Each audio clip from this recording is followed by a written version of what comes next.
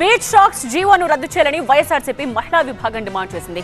Visakha beach రోడ్లో నిర్వహించిన ర్యాలీలో కూటమి ప్రభుత్వం తీరుపై మండిపడ్డారు. మహిళల భద్రతతో ప్రభుత్వం చెలగాటమాడుతోందని విమర్శించారు.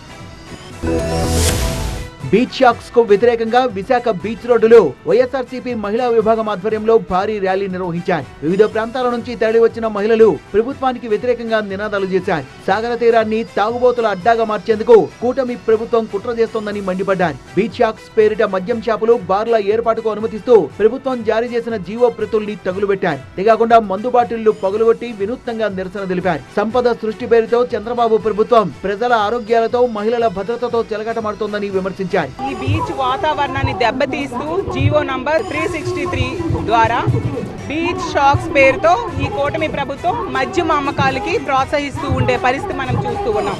మా వైఎస్ఆర్ కాంగ్రెస్ పార్టీ ఈ వేష సంస్కృతిని తీవ్రంగా వ్యతిరేకిస్తూ ఉంది.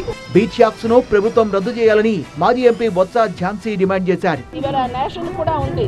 ఈ బీచ్ షాక్స్ ని ఖచ్చితంగా రద్దు చేయాలి. ప్రజల తాలూకా మనోభావాలను గుర్తిరిగి ఇవాళ ముందుకెళ్ళాలి.